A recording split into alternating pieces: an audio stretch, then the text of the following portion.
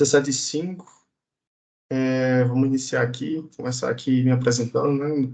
Não sei se todo mundo aqui já me conhece, meu nome é Lucas Monteiro, eu sou coordenador de engenharia aqui da Solar e hoje eu convidei uma pessoa muito importante aí no setor solar, que é o Maurício, gerente de produtos da SolarEdge, para a gente debater um pouco sobre um tema que tem refletido muito nesses últimos dias aqui no Brasil, que é as normas que estão sendo feitas, né, portarias, a respeito dos casos de incêndio em sistemas fotovoltaicos, né, segurança, proteção, para poder evitar esse tipo de incêndio, facilitar a entrada dos bombeiros em casos de incêndio em sistemas fotovoltaicos.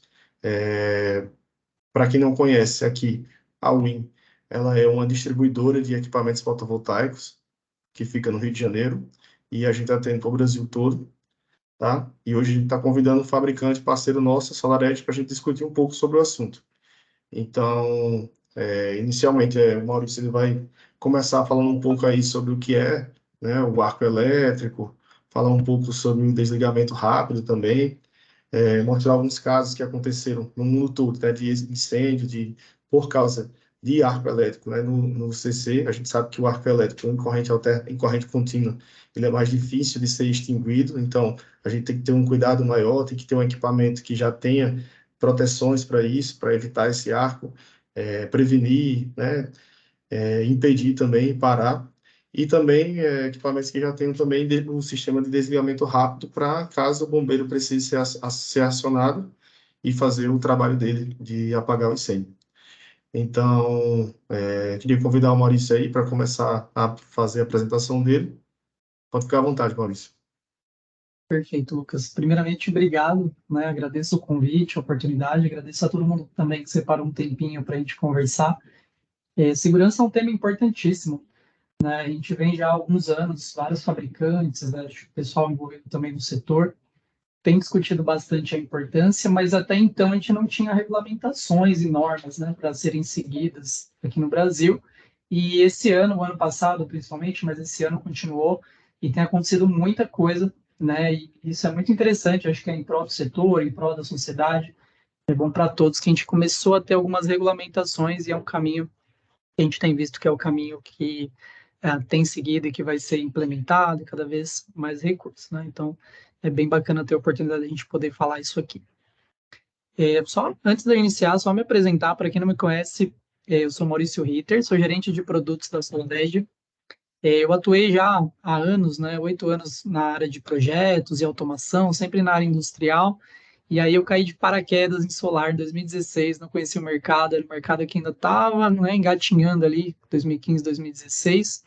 Então eu peguei bastante coisa acontecendo e é interessante a gente ver não só a regulamentação, né, que a gente vai falar hoje de segurança, mas o quanto evoluiu, né? A gente vê a qualidade das instalações, o conhecimento do mercado. Então, quando a gente fala 2016, aquela época que tinha string box com CC e CA tudo junto, ninguém conhecia os certos detalhes, tinha muita coisa que acontecia mesmo por desconhecimento, né? E a gente vê como que já tem melhorado o setor e evoluído. Então, atuei 4 anos como fabricante, 3 anos basicamente, de 2016 a 2019, como fabricante inversor string, e desde 2019 atuo na SolarEdge, né, com tecnologia MLPE. E também tenho participado também ativamente no comitê CB024, que é o comitê da BNT, que ele é uma comissão de estudos de segurança contra incêndio, né? Então, eles já tratam, esse comitê é dedicado a só a segurança contra incêndio, dos mais diversos que a gente imaginar, e eles criaram esse comitê específico para discutir sobre fotovoltaica. A gente vai falar um pouquinho depois sobre essa norma que está sendo escrita, e participo das demais, né? O C253 trata da 16690, 16274, que são as normas que a gente está familiarizado no dia a dia de projetos e comissionamento. Então, a ideia é compartilhar isso aqui. E antes da gente iniciar, eu sempre faço essa pergunta quando eu faço treinamento sobre segurança, que é a pergunta principal, né? Sistemas fotovoltaicos são seguros? E essa pergunta, às vezes, traz aquele um pouco de receio, principalmente do integrador, do instalador, quando ele vai falar com o cliente, porque quando a gente fala de segurança, dá a sensação que algo não é seguro, né? Então, assim, então é inseguro, eu não deveria estar utilizando, tem algum risco, né? Então, é importante a gente já tirar do caminho essa questão e entender que, sim, sistemas fotovoltaicos são seguros, né? Porém, quando em operação normal. mas ele tem algumas características que são únicas e são diferentes de outros setores, né? A gente fala do setor de automação, setor eletrodomésticos, entre outros, que a gente está habituado, mas a gente não tinha tanto essa preocupação. E por que fotovoltaico a gente conversa bastante sobre segurança? Por causa dessas características. Primeiro, a gente trabalha com tensão CC alta, né? Então a gente está falando com equipamentos mesmo residenciais que podem chegar até 1000 volts em corrente contínua. O Lucas comentou, né? Corrente contínua é diferente de corrente alternada. A gente vai ver alguns exemplos mais à frente, então eu não vou detalhar muito aqui nesse slide. Outra característica que é única do fotovoltaico é que enquanto tiver sol, a gente tem tensão nos cabos CC. Né? Então, mesmo que eu desligue uma chave, abra o porta-fusíveis e faça alguma desconexão, dos módulos até o ponto de seccionamento eu continuo tendo tensão. E se os módulos estão conectados em série, eu tenho alto nível de tensão, né? Até o ponto de desconexão. Então, isso é bem importante, isso é uma característica que também não estava habituado, né? Então, no geral, a gente está acostumado, quando eu tinha um disjuntor, eu desligava e o equipamento desligava, né? O disjuntor CA. Nesse caso, a gente tem um sistema que ele é um gerador, então já traz um risco diferente aqui para a edificação. E é muito importante entender que essa tensão, né, insegura, ela é insegura para quem está fazendo o combate ou acesso à edificação no eventual incidente. Então, mesmo que o sistema fotovoltaico foi bem instalado por uma equipe capacitada, um evento externo, por exemplo, um vendaval, ou um dano que aconteça, um desabamento, ele pode interferir ali na continuidade do processo, e isso vai trazer risco quem tiver que adentrar naquele cenário. Então, essas são as características principais que a gente tem que se atentar, que são únicas do fotovoltaico. Por isso que quando a gente fala de fotovoltaico, a gente tem que entender que essas características são inerentes ao processo, mesmo o sistema sendo seguro, né? A gente tem aí, mais ou menos, os números são 2 milhões e pouquinho de sistemas instalados, e são poucos incidentes, mas eles podem acontecer. E o primeiro fator que a gente vai falar que é bem importante e relevante é o arco elétrico. Né? O arco elétrico, eu acredito que todo mundo está acostumado já com aquela imagem da corrente fluindo pelo ar, né, ali no condutor, que a gente vê aquele faiscamento. E o arco elétrico, de uma forma resumida, é uma descarga de alta energia contínua que cria um fluxo, né, no meio não condutor, por exemplo, o ar. E, no geral, quando a gente fala de fotovoltaico, a gente trata de arcos em série, que tipicamente ele ocorre quando há um espaço, né, ali entre o conector do mesmo polo. Então, você tem o positivo, né, e um conector liga no positivo, quando ele abre, ali seria um arco em série. Existem também arcos em paralelo, mas, no geral, as normas e outras características não tratam da questão do arco em paralelo. Ele é bem relevante também, mas, no geral, quando a gente fala de normativa e das características, a gente está falando desse arco em série, que ele é mais comum de acontecer também. Então, só para a gente exemplificar aqui, Lucas, eu vou mostrar um vídeo para a gente ver a diferença da ocorrência de um arco em corrente alternada ou um arco em corrente contínua. Então, nesse vídeo, eles montaram um aparato aqui, é uma chave. Do lado esquerdo, a gente tem uma resistência e ali uma fonte que ele consegue selecionar corrente alternada ou corrente contínua. Então, ele fechou a chave e ali a gente vê que em 220 volts em corrente alternada, ele faz o aquecimento ali, então tem uma carga, tem fluxo de corrente. Porém, quando ele abre a chave, a gente basicamente não vê o faiscamento. Então, ele vai abrir de novo, vamos dar uma olhadinha na chave para ver se a gente vê algum arco ali. Né? É praticamente imperceptível. Por quê? Porque a corrente alternada ela passa pelo zero diversas vezes no tempo. Então, quando ele abre a chave, a tendência é esse arco se auto-extinguir, porque vai passar pelo zero e ele tem essa oportunidade. Agora, ele mudou ali e colocou em corrente contínua. E a gente vê mesma carga, mesmo nível de tensão, porém agora em corrente contínua. E dá para perceber a diferença. Né? Então, o que acontece? Quando ele abre a chave, aquele ar, como a corrente é contínua, ela tem uma tendência de sustentar o arco. Então, o arco ele vai se sustentar e ele só está parando de fato porque o espaçamento entre a chave ali e a conexão ela está aumentando. Se ele não aumentasse, o arco continua se sustentando até queimar a ponta do aparato. Então, a gente vê que o primeiro detalhe é que corrente contínua e corrente alternada são bem diferentes. Então, quando a gente fala de fotovoltaica, a gente está falando desse tipo de arco, o arco em corrente alternada. E aqui um exemplo da internet, né? Então, esse vídeo estava no Instagram, mostrando o instalador fazendo ali um teste, né? Conectando positivo e negativo. Segundo ele, ali tem acho que uns 300 volts, mais ou menos. E esse vídeo é só para mostrar como que acontece. É óbvio, né? Essa imagem mostra que tem várias coisas erradas acontecendo, né? Sem proteção individual, sem os itens necessários. E eu acredito que é um reflexo um pouco do desconhecimento que a gente tem no mercado, né, de não tomar as precauções, porque pode ser um problema crítico, né? Um arco ali ele pode levar a risco de choque elétrico ou iniciar um incêndio. Uma travadinha aqui. Vou fazer o seguinte, eu vou só fechar e abrir, que às vezes o vídeo ele fica um pouco pesado. Tranquilo. Só um minutinho.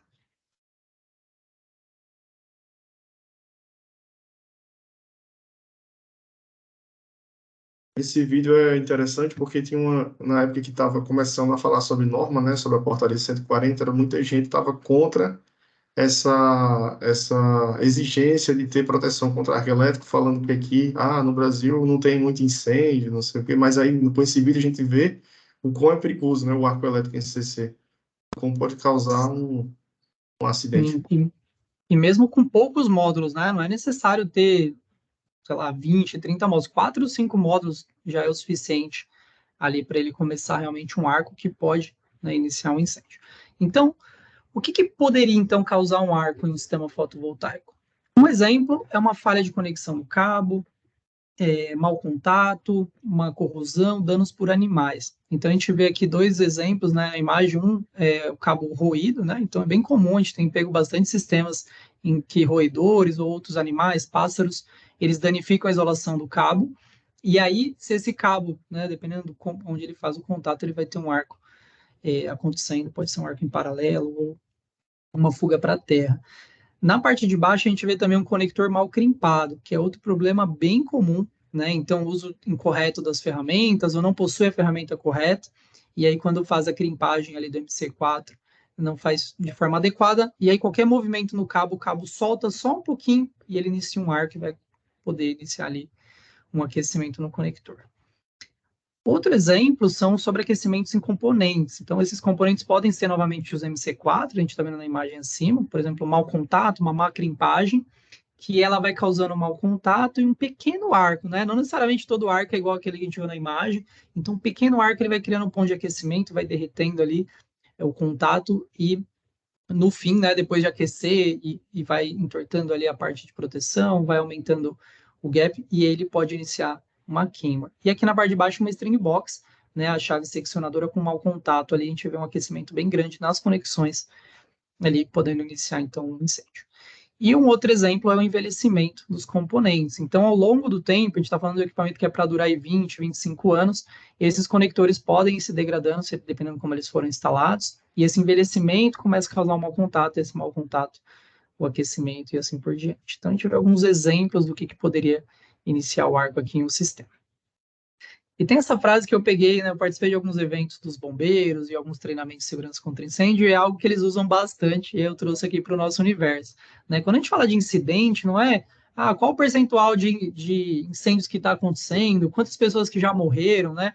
Nós gostaríamos de ter esses dados, mas de fato não existe, né? Um banco de dados que a gente consiga consultar em geral, né? O Brasil ele é bem deficitário em questão de números de incêndio, incidentes, comparado com outros países, mas a questão não é se vai acontecer, a questão é quando vai acontecer. Então, incidentes eles ocorrem, né? A gente não consegue controlar tudo que vai acontecer no sistema, mas a gente pode estar preparado para quando isso acontecer.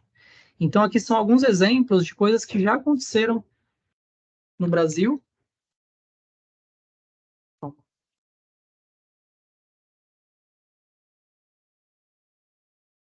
E a gente vai ver aqui algumas imagens.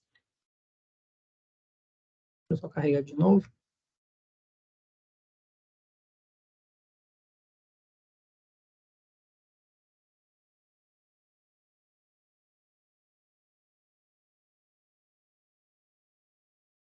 Coloquei bastante imagem aqui para mostrar, Lucas, ela está dando uma travadinha, mas são imagens e vídeos bem interessantes para a gente entender o real impacto aqui. Deixa eu só carregar de novo, que aí ele...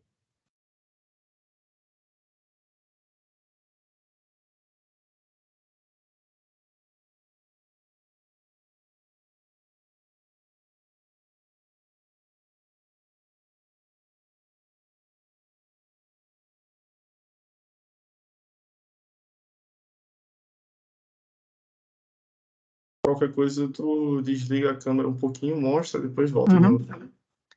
Tranquilo. Eu vou carregar aqui. É o PowerPoint mesmo, não é nem conexão com a internet. Ele, devido à quantidade de imagens, ele está dando umas... Deixa eu só colocar aqui, que aí eu consigo ver vocês também. Então, aqui alguns exemplos, a gente vê imagem que é bem comum, né? O dano acontecer, a origem do incidente acontecer na string box.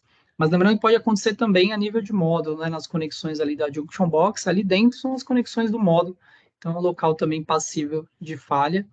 Mau contato normalmente nos MC4s, ali embaixo do inversor, que cria um mau contato, dá um aquecimento, gera um arco. Né? Novamente na caixa de junção ali do módulo, ou nas conexões, aqui a gente não sabe ao certo, mas iniciou uma queima no módulo.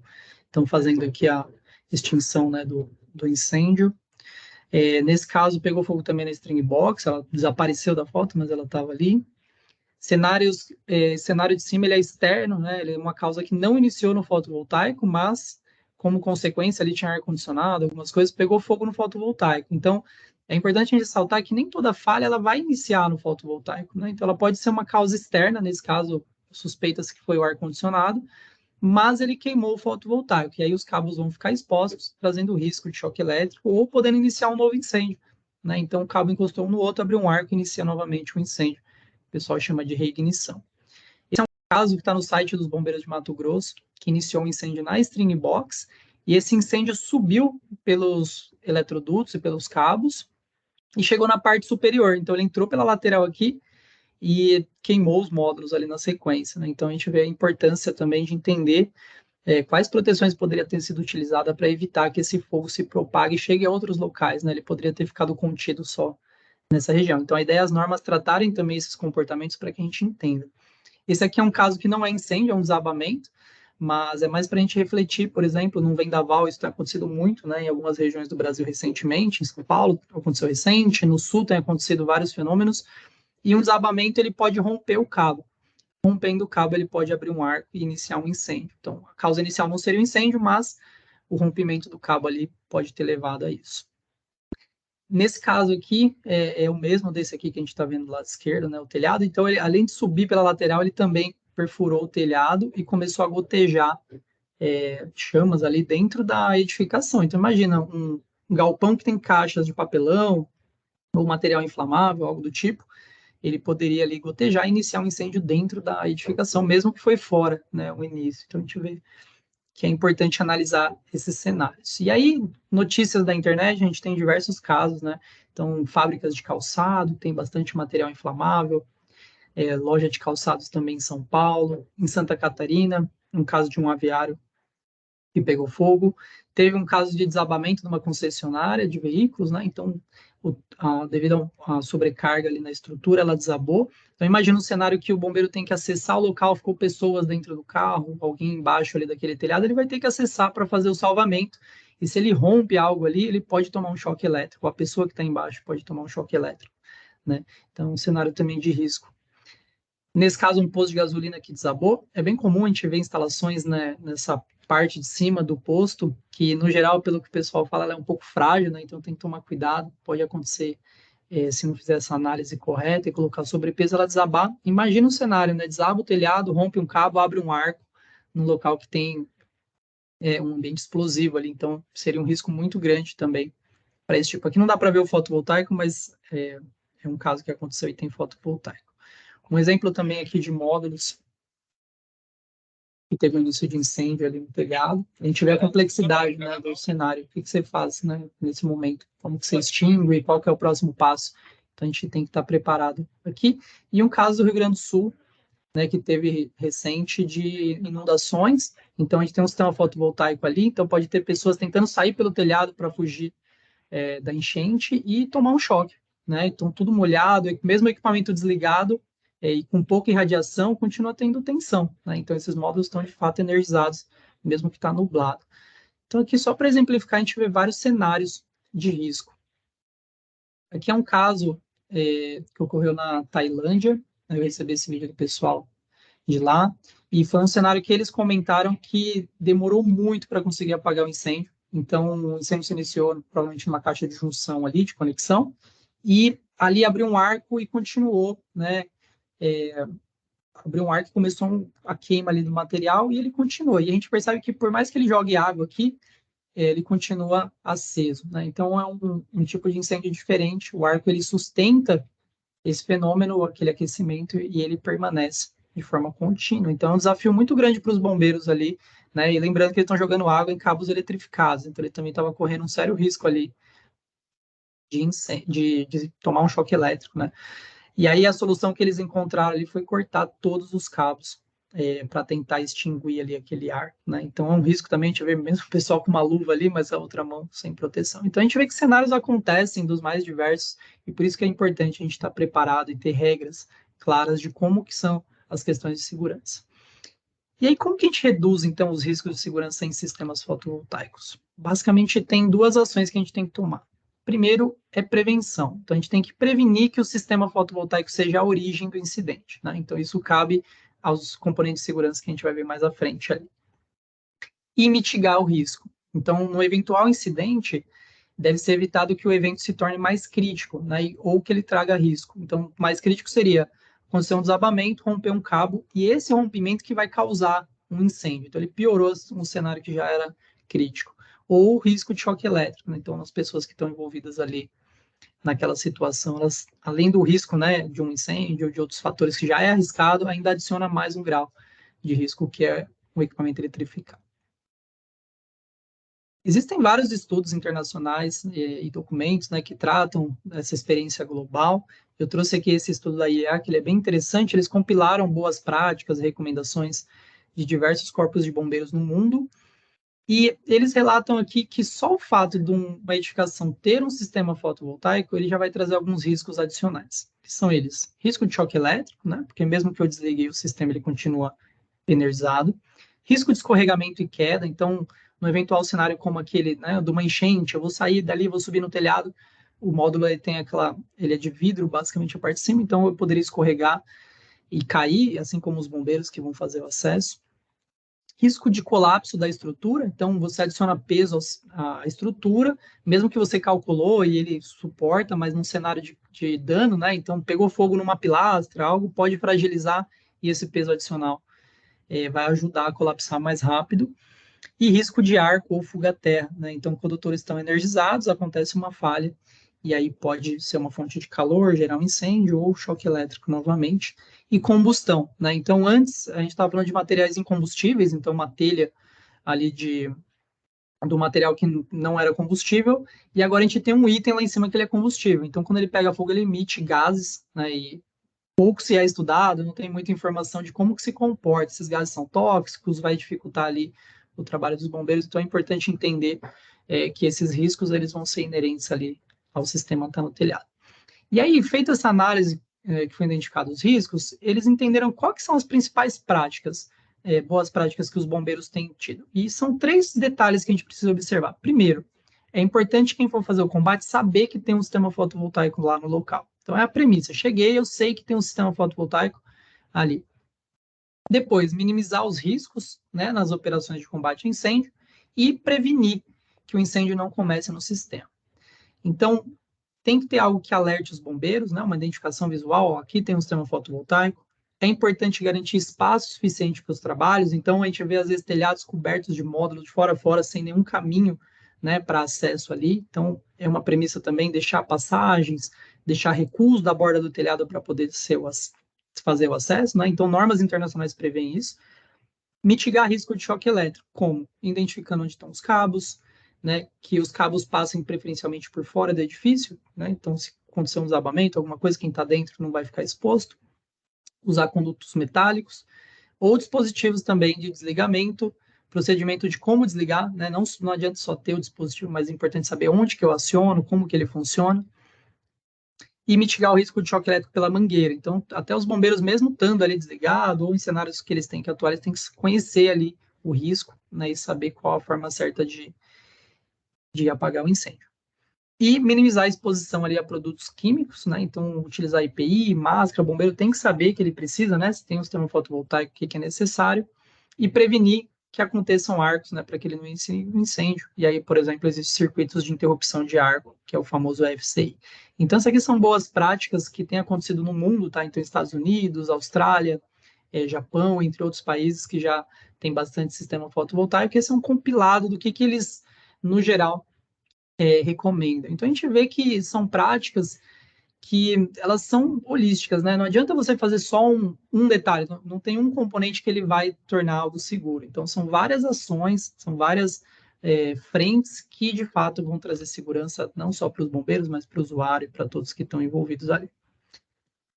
Quando a gente fala de regulamentações, que é o foco aqui da nossa conversa, o que a gente tem visto que tem acontecido? Basicamente, nessa linha do tempo, a gente viu muita coisa foi discutida antes, conversada, mas não teve um impacto muito grande em questão de regulamentação. E o pontapé inicial foi uma carta da CONAS, né, que é o Conselho Nacional dos Bombeiros ali, do Ligabom, que é um conselho ali que eles discutem as necessidades e demandas ali do Corpo de Bombeiros, e ele mandou essa carta para diversos órgãos, organizações, associações, então para a BNT, para a BSolar, para todos os envolvidos com energia solar e pediu que fossem criados critérios de segurança, normas e requerimentos, visto que nosso mercado tem crescido bastante e isso é um ponto de preocupação. Depois dessa carta, começou a ser discutido, teve reuniões até no Ministério de Minas e Energia, né, onde teve bastante discussão sobre o tema, e os bombeiros de Minas Gerais foram os primeiros a emitir uma instrução técnica pedindo critérios de segurança. Então, esse aqui foi o primeiro documento que foi emitido nessa direção de regulamentar. Para quem não conhece, instrução técnica ou norma técnica, que a gente vai ver mais à frente, são documentos emitidos ali pelo Corpo de Bombeiros. No Brasil, cada estado tem o seu regimento, né? Então, individual, essa instrução ela só serve para aquele estado, né? As regras ali só se aplicam naquele estado. E então, cada Corpo de Bombeiros tem o seu. As instruções existem para diversas questões de segurança. Então, por exemplo, extintores, portas corta-fogo, alarme de incêndio, tudo isso é regulamentado através de instruções técnicas ou normativas técnicas para definir quais são as regras do jogo, como ele deve funcionar, como que você atende ali aqueles critérios de segurança. Então, é feita uma análise do que é necessário e esse documento dá um norte para quem está aplicando, para que ele o faça de forma correta. E quando você tem uma edificação, se você atende todos os requerimentos, todas as normas, você tem aquela licença do bombeiro para atuar. Então, é necessário entender primeiro quais são as edificações, né, que estão cobertas ali. No geral, os bombeiros eles atuam sobre edificações que eles chamam de multifamiliares, ou seja, condomínios, escolas, empresas, indústrias. Eles só não têm cobertura para a questão de unidades unifamiliares, que são residências, né? Então, minha casa, sua casa, a gente não tem licença do bombeiro para morar ali, não precisa, então ele não tem atribuição. Mas, no geral, eles recomendam, né? Então, isso é recomendável para toda a sociedade de segurança, mas eles não têm nenhum instrumento que ele possa punir se você não fizer na sua casa, ou algum tipo assim. No geral, instruções técnicas e normas de bombeiros, elas em si não são leis, né? Mas todo estado ele tem um documento, uma lei, um decreto que ele rege a segurança do estado, né? Então, eu não lembro de cabeça a definição, mas todo estado tem o seu. E esse decreto dá força de lei para as instruções, tá? Então, todos os estados têm esse decreto, e isso muda o número de estado para estado, e ele dá força de lei, ou seja, tudo que está escrito na instrução técnica que a gente vai ver mais à frente é lei, né? Você tem que seguir, senão cabe punições e outras sanções ali sobre ela. Então, o estado de Minas, em 2022 ali, publicou, né? Já é válido. Lembrando que instruções técnicas e normativas técnicas, elas também são retroativas, então não é igual norma, algo assim que a partir dali eu tenho que seguir aquela recomendação, e sistemas já instalados, eles são passíveis também. Então, quando eu for renovar a licença do bombeiro, ou se eu fizer uma consulta, eu posso verificar ali que é necessário que eu atenda, e a gente vai ver certinho o que eles pedem mais à frente.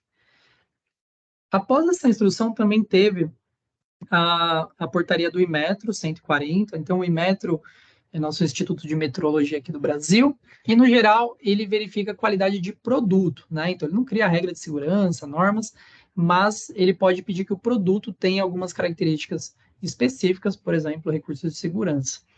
E nessa portaria do Inmetro ela foi bem criticada, porque ela foi lançada basicamente sem pedir nenhum recurso de segurança, ela só indicava que era necessário quem tivesse circuito de proteção e detecção de arco que indicasse de forma escrita, né, e testasse.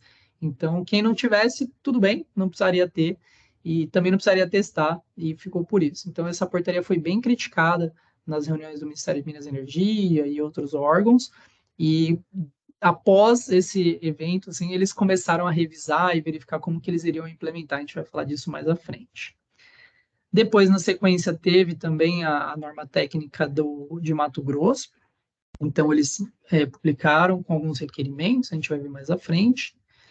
E, recentemente, né, que foi bastante falada, essa aqui ficou bastante em evidência, que foi a norma técnica de Goiás, do estado de Goiás. Então, ela ficou bem interessante também, muito bem escrita, né? O pessoal do setor participou e auxiliou, e isso é muito importante, né? Essas normas normalmente têm um trabalho, porque o Corpo de Bombeiros, ele conhece de incêndio, de situações e cenários, mas ele não conhece de fotovoltaico, né? Então, é importante também todos participarem, né? Todo mundo da parte mais técnica, que conhece os detalhes, participarem para ajudar a entender quais são os desafios e como que a gente pode melhorar a segurança. Então, essa foi a mais recente, e tem outras aí também para sair. Então, a gente percebe que, no geral, após a primeira, segunda norma técnica, demorou mais um tempo, mas tem uma tendência agora que os outros estados comecem a verificar que é um desafio, né, questões de segurança fotovoltaica, e comecem também a emitir, e isso cada estado vai ter o seu, e é uma tendência que a gente vê que em breve a maioria dos estados vai ter suas normas para sistemas fotovoltaicos.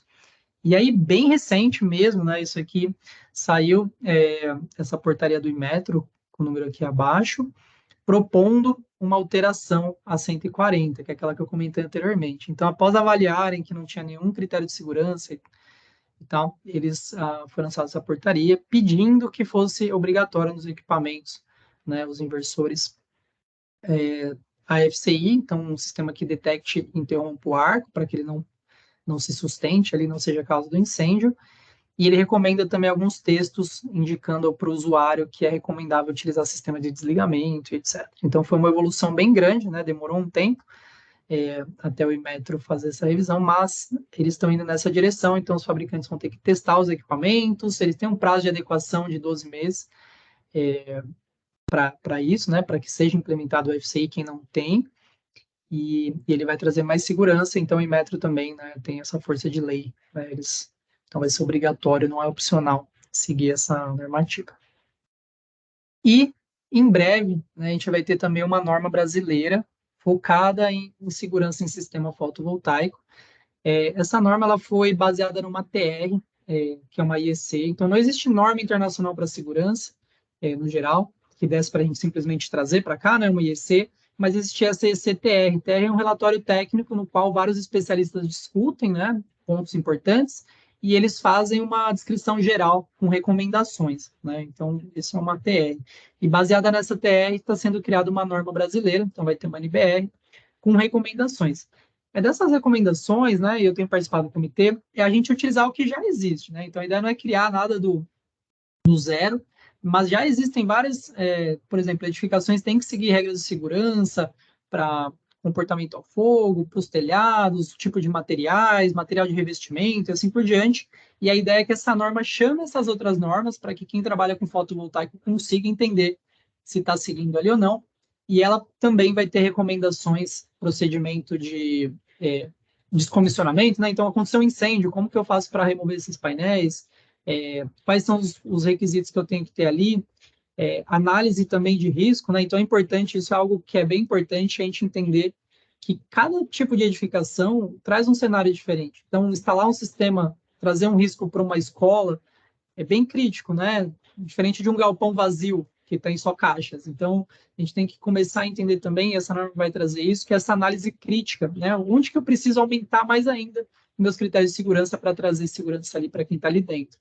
Então, uma norma que está prevista para ser lançada aí no início de 2024, ela vai para consulta pública no início do ano, provavelmente, e vai ser lançada ali no próximo ano. Então, é uma evolução bem grande, a gente vê, né, em vários detalhezinhos aqui que já trouxeram esses critérios de segurança a mais para a gente. E agora a gente vai falar, então, Lucas, visão geral de normas técnicas dos bombeiros. Então, eu trouxe aqui o documento na íntegra para a gente dar uma olhadinha. A ideia aqui não é a gente detalhar a fundo, tá, cada documento, por ser um assunto geral, a gente está falando de vários estados, cada estado tem seu requerimento diferente. Lucas, tá muito barulho aí, começou a chover, tá tranquilo? Não, tá, não. Só tô ouvindo tua voz mesmo. Não tem barulho, Ah, não. perfeito. Só para essa lista. Ô, tranquilo. Maurício, só para comentar aqui do teu slide anterior, da linha do tempo, é bom um conselho para o pessoal que já é integrador, que está comprando equipamento, já procurar equipamentos que já tenham sistemas, né, de proteção contra FCI e desligamento rápido, já para garantir, para quando a norma aí, a sair a correção da portaria 140, todo mundo já está adequado, né? Isso aí é legal. Perfeito. Eu vou aqui, eu não sei se a gente abre pergunta só no final, ou se eu sigo aqui, o que você acha? Tem uma mãozinha levantada por aí. Tá no mundo.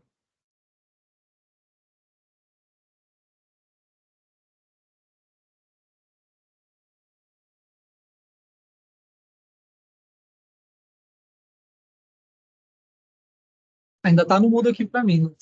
Ah, perdão. Agora sim. Pode colocar a pergunta aqui no chat, ou a pessoa que levantou a mão. Não tem nome, né? Está convidado da reunião. Que aí eu leio aqui para o Maurício responder, tá bom? Quem quiser perguntar, pode ir colocando no chat que a gente vai respondendo, à medida do possível. Perfeito. Então a gente vai seguir aqui, Lucas. Vamos dar uma olhadinha nas instruções. Essa aqui é a instrução técnica dos bombeiros, então eu vou seguir a ordem cronológica, né? Essa foi a primeira a ser lançada. A gente vê que ela já está na segunda edição, então tudo que a gente discutir é importante sempre estar verificando se teve alguma atualização, se teve alguma revisão. E ela trata não só de sistemas fotovoltaicos, mas também equipamentos de subestações, tá? Então, é uma particularidade dessa instrução, cada estado tem que dar uma olhadinha no seu. Vamos descer aqui direto para a parte do fotovoltaico, tá? Então, a gente pula a parte da subestação. E eu deixei grifado só os pontos mais relacionados a produto, tá? Então, para a gente conversar aqui sobre o que ela trouxe em relação aqui à questão dos produtos. Então, a gente vê que o item 6 em diante, ele trata de instalações fotovoltaicas. E eu vou só comentar sobre aqui o que eu já deixei grifado, que são os pontos que eu acredito ser principais, e depois vocês podem ler na íntegra todos os detalhes, que é tudo importante, né?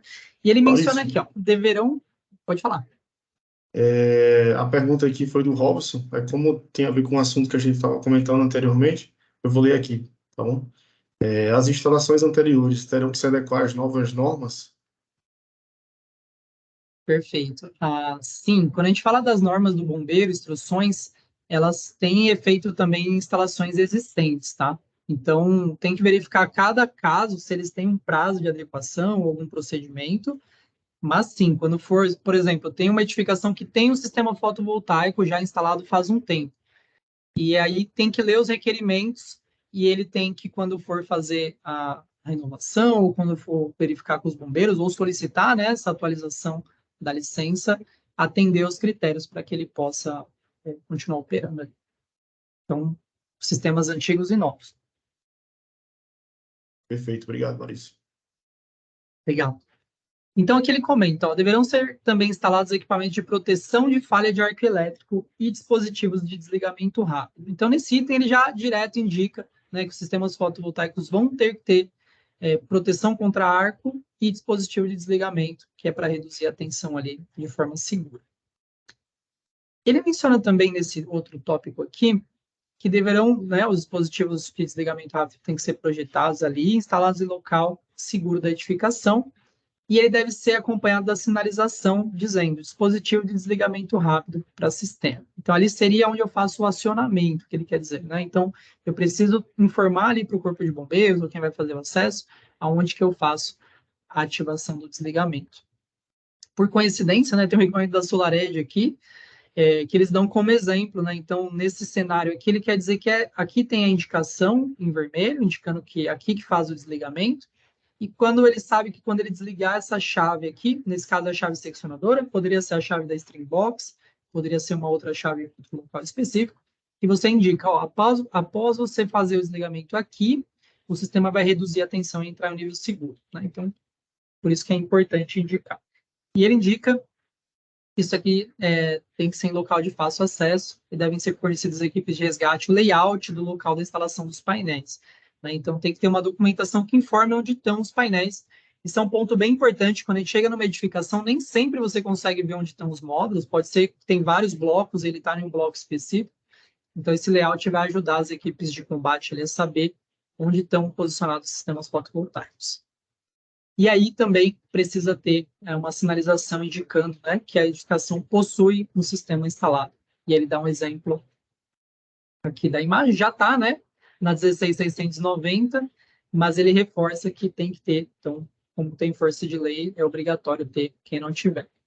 E também, né, junto às sinalizações, deverá ser instalada uma sinalização que indique a existência do dispositivo de desligamento rápido, né? Então, ele dá como exemplo essa imagem aqui, e ele diz sistema fotovoltaico equipado com dispositivo de desligamento. Ele sabe que naquele local tem o recurso, então quando ele acionar aquela chave, vai ser reduzida a tensão para um nível seguro. A gente vai seguindo aqui, tem outros critérios, tem outros detalhes, mas esses são os pontos principais dessa instrução aqui, tá?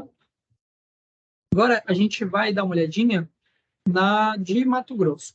Foi a segunda na sequência aqui que saiu.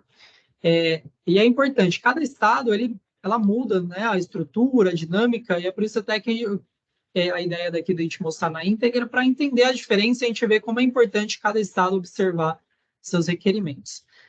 Essa norma técnica aqui, ela está abordando diretamente segurança em arranjos fotovoltaicos, né? A outra que a gente mencionou de Minas Gerais, ela tinha outros critérios também para outros equipamentos, e essa é exclusiva para arranjos fotovoltaicos.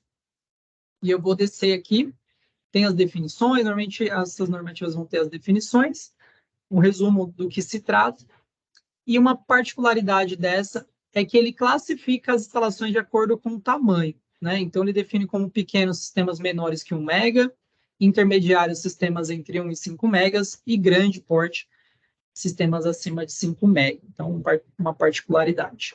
E define também tipos de instalação. Então, tipo 1 é quando ela é instalada no solo ou flutuante. Tipo 2, instalado em cobertura do tipo laje, de material incombustível, então normalmente aquelas lajes de concreto, né? E tipo 3, instalados em coberturas que não se enquadrem na 2, ou seja, que não é laje e que tem material combustível, né? Então, que são a maioria das instalações em telhados, diretamente em telhas, telhados, é esse tipo de instalação 3, por isso que eu deixei ela grifada aqui, é a mais comum. E aí, o que ela diz? Para essas instalações de pequeno porte, ou seja, até 1 mega, ela indica que fotovoltaicos instalados do tipo 3, ou seja, telhados comuns, né, de telha, né, que não é laje, devem dispor dispositivos que desligam a corrente ou tensão, né, tensão nos módulos e condutores das strings. Ou seja, ele pede para fazer um desligamento aqui, redução de tensão para um nível seguro para esse tipo de instalação, né? Se for menor que 1 mega e for telhado convencional que não é laje. Eu coloquei em vermelho itens que eles vedam a instalação. Então, tem alguns cenários nessa norma técnica que ele fala assim, é vedada a instalação de arranjos fotovoltaicos em coberturas de locais que armazenem ou manipulem ou comercializem líquidos ou gases combustíveis ou inflamáveis. Por exemplo, posto de gasolina nesse cenário. Então, ele veda, né, a instalação na cobertura desses locais. No geral, essas restrições trouxeram também algumas discussões regionais lá, né, porque a gente entende que é mais crítico em alguns locais, mas através de recursos de segurança você pode usar medidas que compensam, né, que elas elevam a segurança. Então, barrar simplesmente um tipo de instalação criou uma certa discussão e eles estão verificando, né, regionalmente para fazer uma revisão eventual aqui. Então, não tenho informações mais detalhadas, mas só para compartilhar, eventualmente pode ser que algumas dessas regras atualizem ou que peçam alguns critérios, como tem feito outros estados. Eles não vedam totalmente, eles pedem que faça-se uma análise que verifiquem critérios de segurança para garantir que vai ser seguro nesse tipo de cenário, que é um cenário mais crítico, né? Mas nesse caso, eles vedaram. E a gente vai descendo aqui. E outro detalhe também que é importante, vamos começar aqui do 5.5.1, que ele fala de porte intermediário. Então, lembra lá em cima os portes? Pequeno era até 1 mega, de 1 a 5 ele considera intermediário. E ele fala assim, tem que atender às exigências de 5.4, 1 e tal. essas exigências são aquelas, né, que a gente viu que tem pedindo para fazer aqui o desligamento. Ela está dentro aqui, tá?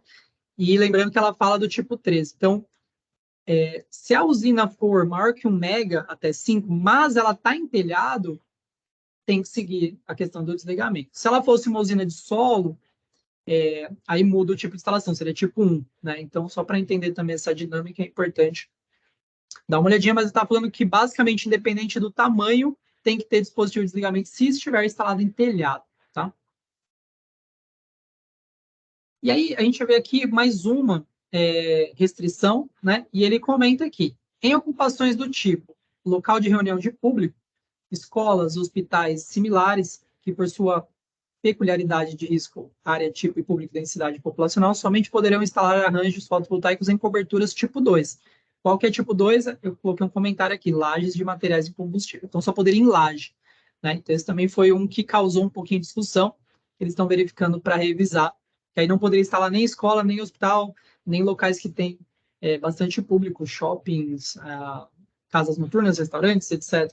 Então, criou uma restrição bem grande, só poderia em laje. Então, também é um critério que, né, por exemplo, se você consegue com um dispositivo que ele vai reduzir a tensão para um nível seguro, se você consegue com uma detecção de arco, ele vai trazer segurança para esses locais, né? Então, vai evitar incidentes. Então, é algo a ser discutido nessa normativa. Então, eu coloquei em vermelho também para a gente observar.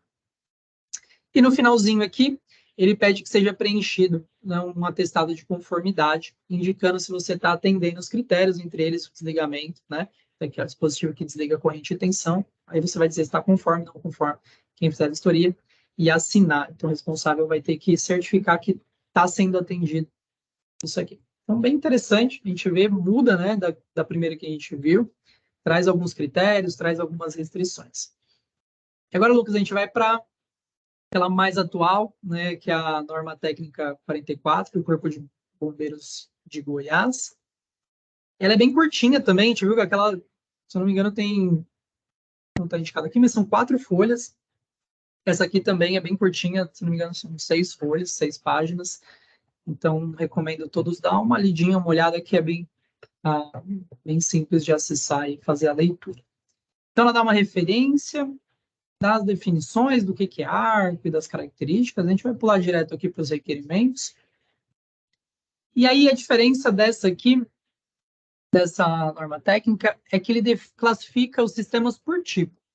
Então, a normativa chama de tipo 1 sistemas que possuem tensão superior à tensão de segurança, de extra baixa tensão. Aqui em cima ele dá a definição de extra baixa tensão, né, da NR10, que é até 120 volts em corrente contínua. Então, se o sistema ali, ele, mesmo desligado, ele tem uma tensão superior a 120 volts, ele vai ser chamado de tipo 1. Se ele não possui tensão superior a essa tensão de segurança, que é o 120, ele vai ser chamado de tipo 2 nessa normativa. Então, quem se enquadra no tipo 1? Inversores do tipo string, né? Que mesmo que eu desligue, eu continuo com alta tensão ali nos cabeamentos. E tipo 2, microinversores, inversores string, com otimizadores, né? Então, inversor que tem as duas funções, tem otimizador e inversor, ele classifica como tipo 2. E aí, essa caixinha eu coloquei só para facilitar, como ele vai chamar por tipos, para a gente conseguir lembrar. Tipo 1 é o inversor tipo string. Então, ele fala assim, quais as proteções elétricas para esse equipamento? Ele diz, tem que dispor de equipamentos de proteção de falha de arco, ou seja, o inversor vai ter, né? Pode ser um inversor, pode ser um dispositivo externo, por exemplo, mas vai ter que ter algo que detecte e interrompa o arco elétrico se ele ocorrer. E um interruptor de proteção de falha de aterramento. Né? Então, é um critério adicional que ele colocou aqui também, que faça a detecção, interrupção ali de uma falha de isolamento, né, de aterramento. Menciona também que deve ser instalado dispositivo de desligamento, onde a respectiva chave de desligamento deverá estar no local seguro. Então, ele menciona que tem que ter dispositivo de desligamento e tem que ter uma chave que eu acione, né, similar ao que a gente viu na instrução de Minas, ele indica que tem que ter uma chave ali que eu acione e indique onde ela está. E aí ele dá também a indicação como deve ser feito, né, essa sinalização para indicar que é ali que é feito o desligamento do sistema. E aí ele menciona, na impossibilidade da instalação do dispositivo de desligamento, deve ser previsto equipamento automático, por exemplo, adicionar um otimizador ou similar que possibilite desenergizar ou emprego de tensão de segurança. Então, desenergizar é quando eu realmente não tenho tensão ali nos terminais. E emprego de tensão de segurança é aquela tensão segura, né? Então, eu reduzo a tensão ao nível seguro para que não tenha risco de choque elétrico. E ele diz que quando você adiciona esse dispositivo, por exemplo, um otimizador, ele vai ser reclassificado para tipo 2. Né? Então, o inversor string está lá instalado, por exemplo, assim que você adicionar os equipamentos, ele vai se enquadrar no tipo 2. Né? Então, você tem que adicionar esses dispositivos indicados aqui. E essa tabela resume. Então, quando o equipamento for do tipo 1, que é o inversor string, as proteções que ele está pedindo são a FPE, né, que é o dispositivo de detecção e interrupção de arco, GFCI, que é aquele dispositivo de interrupção de fuga-terra, e RAP shutdown, que seria desligamento, redução para tensão segura. Nos inversores que têm otimizadores, por exemplo, a SolarEdge, ele está comentando aqui que precisa só de um disjuntor de desligamento, ou seja, você precisa ter um local que você indica que é ali que você faz a redução, né? Ali que você ativa essa redução de tensão. E no caso de microinversores também, né? Você tem que ter um disjuntor, algo ali que você indique que ali é onde que é feito o desligamento. Além desses critérios, né, de proteção contra arco, de redução de tensão, também tem alguns critérios aqui de espaçamento e detalhes da instalação. Então, ele diz que o equipamento tem que ser instalado em salas ventiladas, com acesso restrito, né, e sem carga de incêndio. Então, isso aqui é importante. A gente vê algumas instalações, né, já viu várias fotos de inversor que é instalado dentro de galpão, cheio de, né, de material, ou em locais que têm acesso ao público geral. Então, é importante verificar que isso é um requerimento. E quando não for possível atender ali, deve ser prevista grades de proteção, para que pessoas não autorizadas não possam acessar o equipamento. Então, ele dá uma alternativa aqui para esses cenários que têm acesso ao público. Pulando aqui, ele tem eu coloquei em vermelho porque ele tem um critério aqui que ele veda a instalação de equipamentos em áreas úmidas, tais como banheiros, vestiários e similares. Né? Então, é interessante a gente ver, antes não tinha esse critério e agora ele veta, né? Não pode ter instalado em locais úmidos. E também ele menciona aqui que não deve ser instalados em coberturas que armazenem e manipulem materiais explosivos, como telhados e coberturas. Porém, alternativamente, caso o telhado onde será instalado seja material combustível, poderá ser aceita a aplicação de produtos retardantes e intumescentes. Tá? Então, ele permite aqui preparar alguns tipos de telhados que são combustíveis, com alguns materiais, para que você possa fazer a utilização do sistema. Menciona também extintores, né? Então, coloquei aqui, ele menciona que tem que ter o extintor ali no local, e mais no sentido da gente entender que não é só atualizar o equipamento. Então, lembra que essas normas, elas se aplicam a sistemas existentes também. Então, quando faz a adequação, mesmo que já tenha um equipamento lá que já tem desligamento, que já tem FCI, é importante observar outros critérios, né? Não só ter o equipamento, mas também tem que adequar as indicações, tem que verificar a necessidade de extintores no local. Também sinalização, né? Então, o edifício tem que indicar ali que ele possui um sistema instalado e indicar onde que está localizada a chave que faz o desligamento.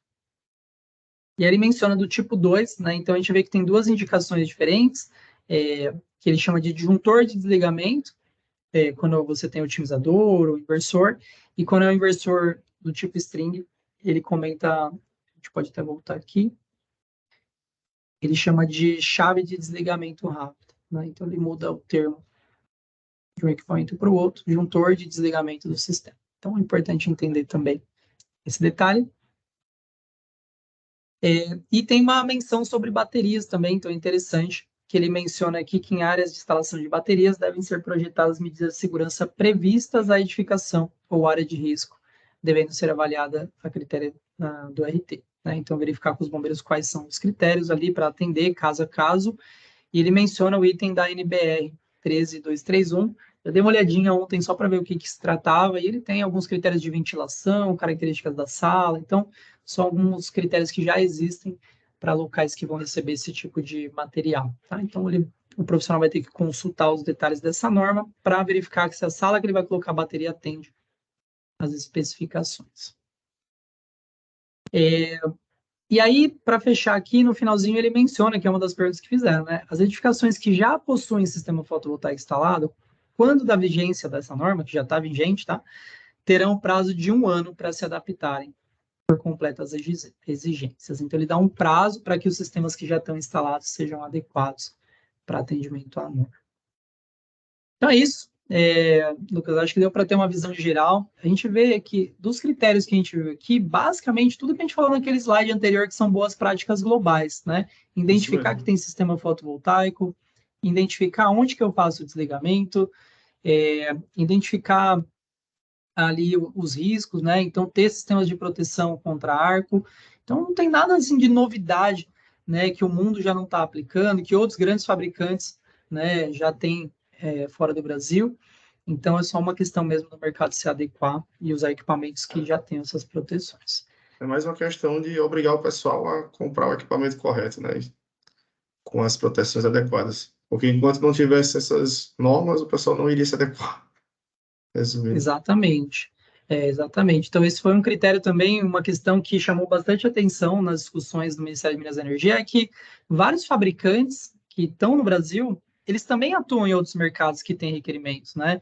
Então, atuam nos Estados Unidos, atuam na Europa, que tem alguns requerimentos, e no Brasil acabava vindo equipamentos que não tinham essas proteções, né? Então, causou uma certa estranheza, porque que um fabricante que ele tem um know-how, ele consegue fazer algo, né, com um equipamento de segurança, por que ele tira para trazer para o Brasil? Então, esses requisitos fazem também essa filtragem no mercado para que venha equipamentos de qualidade para o Brasil também, né, equipamentos que vão trazer segurança. Segurança é importante não só para outros países, né, é importante para todos. Pois é. Então, tem que ser implementado. E aí, do ponto de vista de produto, como que eu atendo a esses requisitos de segurança? Então, a gente falou de arco, né? Como que você atende com o SolarEdge essa questão do arco? Primeiro detalhe, todos os nossos inversores, desde que a gente começou a atuar no Brasil, todos têm proteção contra arco elétrico, tá? Então, para a SolarEdge, segurança não é um item opcional, é um item de fábrica. Então, todos os inversores, quem comprou um inversor lá em 2017, 2018, já tinha, né, esse FCI, é só questão de você ativar e verificar como está a configuração do seu inversor. Nós também trouxemos uma nova camada de segurança. Então, a gente está lançando aí gradualmente no mercado nosso novo otimizador, que é o S-Series, né? São os otimizadores da série S, que eles têm detecção de temperatura nos conectores. Então, eles trazem mais uma camada de segurança ali para o sistema. E a plataforma de monitoramento a nível de módulo, a gente considera também como um item de segurança. Porque problemas, normalmente, ele não é um problema, não acontece do nada, né? Então, problemas normalmente começam a ter comportamentos estranhos, vão se agravando. Então, normalmente, o integrador que tem o monitoramento a nível de módulo, ele vai conseguir prever que ali vai acontecer alguma falha. Então, ele começa a ver que um módulo está operando menos que os demais, ele vê que parou de comunicar um otimizador ou um módulo, então ele consegue entender que talvez tenha um problema de conexão ali no local, então ele tem a oportunidade de ir lá e revisar as conexões, de verificar antes que isso se torne um problema, né? Mas se tornar um problema, o FCI ou esse sensor de temperatura vai detectar também. Então são várias camadas que auxiliam ali a trazer mais segurança, e com isso a gente consegue prevenir que o sistema fotovoltaico não seja o causador ali do incêndio. E lembra que a gente falou que outro passo importante é mitigar o risco. Então, aconteceu um incidente, aconteceu um problema, mesmo que não foi do sistema fotovoltaico, tem que ter algo que reduza a tensão. A SolarEdge tem um dispositivo que a gente chama de Safety, né, o nome comercial que a gente usa para o nosso desligamento. E o que ele faz? Ele reduz a tensão dos módulos ao nível seguro. Então, os otimizadores eles são projetados ali para reduzir a tensão para 1 volt por otimizador, em qualquer um dos cenários que estão descritos aqui. Por exemplo, aconteceu um arco elétrico, ele vai detectar ali e vai reduzir a tensão. Então, além de identificar e interromper, ele ainda baixa a tensão, né, trazendo mais segurança ali. Aconteceu um incêndio, né, normalmente vai esquentar, vai romper um cabo, o otimizador vai identificar, né, temperatura alta, ou vai identificar o rompimento do cabo e vai entrar em modo de segurança. Se a edificação for desconectada da rede, então o bombeiro chegou, desligou o disjuntor geral, já está reduzindo a tensão ali do otimizador. E falha de isolação, alagamento, então imagina aquele cenário que a gente viu no início, né? A água começou a subir, tocou no inversor, vai ter uma fuga terra provavelmente ali, né? Quando ele tocar no equipamento, ele vai desligar, e ele desligando, ele baixa automaticamente a tensão. Então, de forma indireta, ele já está também protegendo ali o pessoal da instalação. Então, no geral, a gente vai ter ali uma tensão menor que 30 volts na string. E como que funciona? Para quem nunca viu, né, a conexão da SolarEdge, a gente tem sempre um inversor e uma string, mas agora uma string de otimizadores. Então, percebe no diagrama que quem está em série aqui são os otimizadores, e não os módulos, né? Então, os módulos conectados aqui no otimizador e uma série de otimizadores. Durante a operação, ou seja, se o equipamento está em operação, quer dizer que está em modo seguro, né? Quer dizer que os cabos estão bem conectados, quer dizer que não tem fuga à terra, quer dizer que não tem nada rompido ali. Existe uma comunicação aqui, né, entre os otimizadores que ele consegue ver que está tudo bem. Então, eu posso subir a tensão. E aí ele opera subindo a tensão ali para a tensão de operação. Porém, se por acaso acontecer algum cenário inseguro, que a gente citou, ele entra no modo de segurança, né, que é o Safety. E aí cada otimizador aqui vai ter um volt. Então ele está dando um exemplo aqui com 26 volts, então vamos imaginar que tinham 26 otimizadores, que é bastante, né? 26 otimizadores, está falando de 52 módulos ali, se for 2 para 1. Então tem vários e vários módulos, mesmo assim a tensão ela é muito segura, tá? E outra curiosidade, por que a SolarEdge reduz para 1 volt ao invés de 0, né? Por que não zera a tensão? Porque a gente entende que é mais seguro. Por exemplo, se você tem um cenário que você mede o cabo e ele está dando 0, como que você garante que ali é um modo de segurança que não é só um rompimento de um cabo, né? Então imagina que rompeu o cabo bem aqui, ó, nessa conexão. E eu meço lá no inversor. Qual a tensão que vai dar aqui entre positivo e negativo? 0, né? Mas na hora que eu adentro aqui o local e toco nesse cabo aqui, ele está energizado, né? Então eu não consigo garantir que ele está em modo de segurança se eu não tiver essa indicação, né? 0 não quer dizer que talvez está rompido, talvez está seguro. 1 volt não. Se o cabo estiver rompido aqui vai dar 0. Então eu sei que ele não está em modo de segurança. Se eu meço aqui e vejo que ele tem 26 volts, nesse caso, 26 otimizadores, 26 volts, eu sei que ele está seguro, porque ele está no modo de segurança, né? Então, só compartilhando também, isso aqui foi proposital, é uma forma de a gente garantir, né, que ali ele realmente está no modo de segurança, não foi só um rompimento de cabo. Então, Lucas, basicamente é isso que eu trouxe aqui para compartilhar com o pessoal. Acho bem importante, né, essa conversa, a gente poder contribuir também, trazer à tona as normas. A gente fez de forma bem dinâmica, que são muitas coisas para falar ao mesmo tempo, né? Se a gente fosse ler uma por uma e todos os tópicos, a gente ia demandar bastante tempo, mas recomendo quem teve interesse, se for do seu estado específico, né, essas normativas e instruções, para um pouquinho, dá uma lida no documento, entende ali quais são as características, porque é bem importante, né? E não só porque tem que cumprir a lei, mas porque é segurança, né? Então vai trazer segurança para quem está lá na edificação, e isso é o principal. Perfeito, perfeito. Muito obrigado, Maurício. Foi muito boa a apresentação. Eu vou começar aqui a ler algumas perguntas que o pessoal colocou no chat, tá? O Ronaldo ele perguntou se há alguma sugestão para uso de otimizadores em todas as placas. Eu acho que ele quis dizer se precisa ser em todas as placas, né? Maurício pode explicar melhor aí para ele. Sim. Primeiro, vale mencionar, se tiver alguém que não conhece SolarEdge aqui, que a nossa solução, os otimizadores, eles são exclusivos para uso com SolarEdge, tá? Então, sempre vai ser inversor SolarEdge e otimizador SolarEdge, porque a forma que a gente fez o equipamento, a gente basicamente pegou o inversor string e separou em duas partes, né? O otimizador, ele faz a parte do MPPT e a segurança, e o inversor, ele faz a parte da conversão. Então, não tem como usar nosso otimizador em outra solução. Aproveitar, deixa já para mencionar. E como que é feita a ligação? Eu posso fazer das duas formas. No geral, eu posso utilizar um módulo por otimizador, né? Normalmente a gente faz isso em aplicações residenciais, mas se for desejável fazer em aplicações comerciais também pode. E aplicações comerciais 2 para 1. Então, 2 módulos por otimizador. E a gente entende que essa é a forma mais interessante de fazer por custo-benefício, né? Então, eu tenho 2 módulos conectados a um otimizador, eu tenho segurança, eu tenho performance, então eu consigo um custo interessante, tá? Em questão de segurança, ter 2 módulos, ter um módulo, como a associação dos módulos ali em série vai dar ali uns 80, 90 volts, ainda está abaixo, né, daquela extra baixa tensão que a gente viu, que é uma tensão segura ao toque. Então, é independente, não vai trazer mais segurança ou menos segurança ali se você optar por um ou por outro. Ambas atendem as especificações. Perfeito, perfeito. Obrigado, Maurício. O Luciano aqui perguntou: alguns investidores já estão vindo com a string box interna, sendo opcional colocar a string box externa.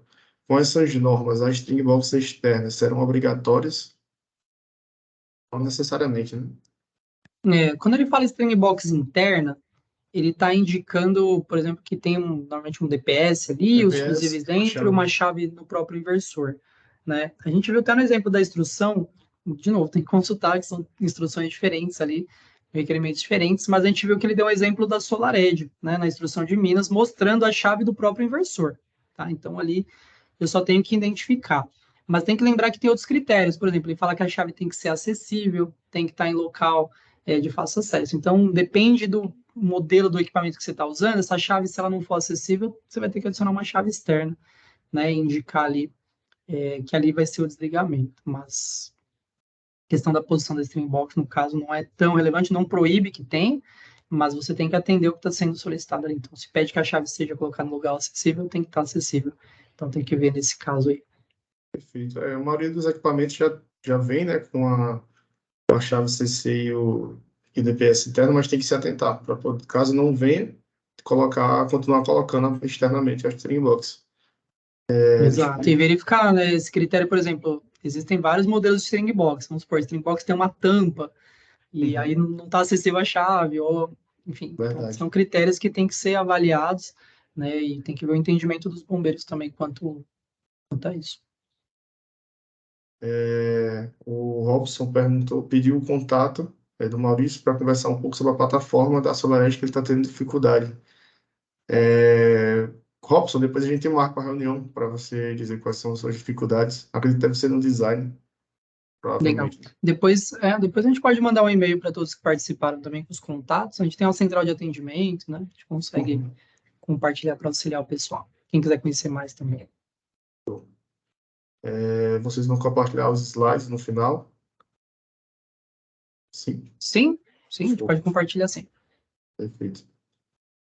O Gilberto perguntou aqui, 1 volt por módulo, isso significa que a tensão total será a somatória do número de módulos?